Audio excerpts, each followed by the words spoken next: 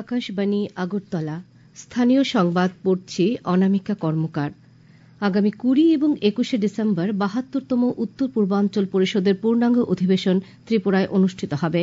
মুখ্যমন্ত্রী অধ্যাপক ডা মানিক সাহা গতকাল সাংবাদিকদের বলেন, আগরতলায় দুদিনের এই অধিবেশনে অংশ নিতে পরিষদের চেয়ারম্যান তথা কেন্দ্রীয় স্বরাষ্ট্রমন্ত্রী অমিত শাহ আগামী ২০ ডিসেম্বর রাজ্যে আসছেন। সঙ্গে ডোনার মন্ত্রী জ্যোতিরাদিত্য সিন্ধিয়াও আসবেন। অধিবেশনে ৭টি রাজ্যের রাজ্যপাল, মুখ্যমন্ত্রী, উপমুখ্যমন্ত্রী এবং মুখ্য সচিব, উচ্চপদস্থ প্রশাসনিক আধিকারিকরা অংশ নেবেন। মুখ্যমন্ত্রী বলেন, এই বৈঠকে উত্তর পূর্বাঞ্চলের বিভিন্ন প্রকল্প ও উন্নয়ন নিয়ে বিস্তারিত আলোচনা হবে। রাষ্ট্রপতি দ্রৌপদী মুর্মু আজ নতুন দিল্লির বিজ্ঞান ভবনের প্লেনারি হলে এক অনুষ্ঠানে পঞ্চায়েতি রাজ মন্ত্রক আয়োজিত ২০২৪ সালের জাতীয় পঞ্চায়েত পুরস্কার প্রদান করবেন। বিভিন্ন বিভাগে ৪৫টি পুরস্কার দেওয়া হবে। এই বছর ১,৯৪,০০০ গ্রাম পঞ্চায়েত এই প্রতিযোগিতায় অংশগ্রহণ করে। এদিকে রাজ্য পঞ্চায়েত দফতর সূত্রে জানানো হয়েছে, ৪৫টি পুরস্কারের মধ্যে ত্রিপুরা মোট ৭টি পুরস্কার জিতেছে। মোট পুরস্কারের সংখ্যায় ত্রিপুরা উড়িষ্যার সাথে যৌথভাবে প্রথম স্থানে রয়েছে।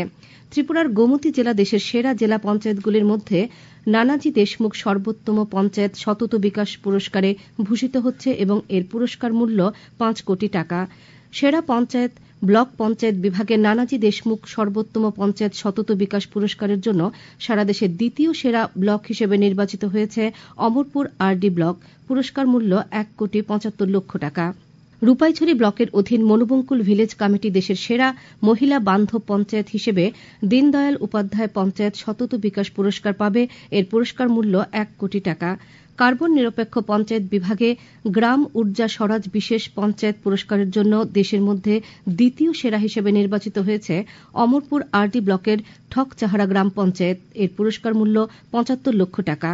কুমারঘাট ব্লকের বেতছাড়া গ্রাম পঞ্চায়েত দীনদয়াল উপাধ্যায় পঞ্চায়েত সতত বিকাশ পুরস্কারের তৃতীয় সেরা পঞ্চায়েত হিসেবে পুরস্কার পাচ্ছে দারিদ্র্যমুক্ত এবং উন্নত জীবিকা পঞ্চায়েত বিষয়ের জন্য। এই পঞ্চায়েত সারা দেশে দারিদ্র্য বিমোচন ক্ষেত্রে তৃতীয় হয়েছে। পুরস্কার মূল্য ৫০ লক্ষ টাকা। অমরপুর আরডি ব্লকের অধীন রাজকাং ভিলেজ কমিটি শিশু বান্ধব পঞ্চায়েত হিসেবে দীনদয়াল উপাধ্যায় পঞ্চায়েত সতত বিকাশ পুরস্কার পাচ্ছে। শিশু বান্ধব পঞ্চায়েত গঠনের তৃতীয় হওয়ার জন্য ৫০ লক্ষ টাকার পুরস্কার দেওয়া হবে।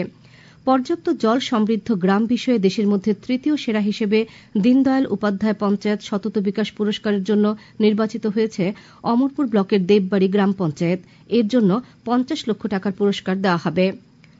রাজ্য মন্ত্রিসভার বৈঠকে বিভিন্ন দপ্তরে বেশ কিছু পদে নিয়োগের সিদ্ধান্ত নেওয়া হয়েছে। নতুন পদ ও শূন্যপদ মিলিয়ে মোট ৪৯৮টি পদ পূরণ করা হবে। গতকাল মহাকরণে সাংবাদিক সম্মেলনে পর্যটন মন্ত্রী সুশান্ত চৌধুরী এ সিদ্ধান্তের কথা জানান। শূন্য পদগুলির মধ্যে স্বাস্থ্য ও পরিবার কল্যাণ দপ্তরে ১৬১টি টেকনিশিয়ান পদ, ২৪১টি এলডিসি এবং শিল্প ও বাণিজ্য দপ্তরে ৯৬টি পদে নিয়োগের সিদ্ধান্ত নেওয়া হয়েছে। তিনি আরও জানান, পুলিশের স্পেশাল এক্সিকিউটিভ পদে ৬,০৬৭টি শূন্য পদে নিয়োগের প্রক্রিয়া চলছে। রাজ্যের মুখ্য নির্বাচন আধিকারিক ব্রিজেশ পাণ্ডে ত্রৈমাসিক পর্যবেক্ষণের অঙ্গ হিসেবে গতকাল পশ্চিম জেলার মজুত ইভিএম ও ভিভিপ্যাট ওয়্যার হাউস পরিদর্শন করেন। তাঁর সঙ্গে বিভিন্ন রাজনৈতিক দলের প্রতিনিধি ও পশ্চিম জেলার জেলা নির্বাচন দপ্তরের আধিকারিকরা উপস্থিত ছিলেন। রাজ্য নির্বাচন দপ্তর থেকে এ সংবাদ জানানো হয়। আগরতলা পুর নিগমের বর্তমান নির্বাচিত প্রতিনিধিদের তৃতীয় বর্ষপূর্তি উপলক্ষে বিভিন্ন কর্মসূচি নেওয়া হয়েছে। গতকাল আগরতলা পুর নিগমের মেয়র দীপক মজুমদারের পৌরোহিত্যে আগরতলা পুর নিগমের কাউন্সিলের বৈঠকে এ বিষয়ে আলোচনা হয়। মেয়র জানান, এবছর ৩০ ডিসেম্বরের আগে শারদ সম্মান দেওয়া হবে। বৈঠকে উপস্থিত ছিলেন ডেপুটি মেয়র মনিকা দাস দত্ত সহ পুর নিগমের বিভিন্ন ওয়ার্ডের কর্পোরেটররা। আগরতলা শ্রমভবনে ভারত সরকারের ন্যাশনাল কেরিয়ার সার্ভিস প্রকল্পের আওতায় গতকাল রাজ্যের মডেল কেরিয়ার সেন্টারের উদ্যোগে বেসরকারি সংস্থায় নিয়োগ প্রক্রিয়া অনুষ্ঠিত হয়। Max life insurance company limited, tata motors, progressive automobile private limited এবং ফোনপে প্রাইভেট লিমিটেডের শূন্যপদ পূরণের জন্য এই নিয়োগ র্যালি অনুষ্ঠিত হয়। মোট ৭৬টি শূন্যপদ পূরণের লক্ষ্যে এই নিয়োগ প্রক্রিয়া ছিল।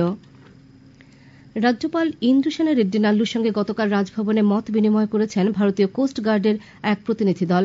আসাম রাইফেলস এক বিবৃতিতে জানিয়েছে, আগরতলায় আসাম রাইফেলসের কার্যালয় পরিদর্শন করতে ৪ দিনের সফরে ভারতীয় কোস্ট গার্ডের এই প্রতিনিধি দল রাজ্যে এসেছেন। কোস্ট গার্ডের প্রতিনিধি দলটি উজ্জয়ন্ত প্রাসাদ এবং নীরমহল পরিদর্শন করে উত্তর পূর্ব ভারত ও ত্রিপুরার ইতিহাস সম্পর্কে অবহিত হন। রাজনগরের ডিমাতলিতে ৩ দিনের পর্যটন ও মিলন মেলা গতকাল থেকে শুরু হয়েছে। মেলার উদ্বোধন করেন দক্ষিণ জেলা পরিষদের সভাধিপতি দীপক দত্ত। অনুষ্ঠানে বিধায়ক স্বপ্না মজুমদার, মাইলাফরু মগ প্রমুখ উপস্থিত ছিলেন। উদ্বোধনী অনুষ্ঠানের পর হয় সাংস্কৃতিক অনুষ্ঠান।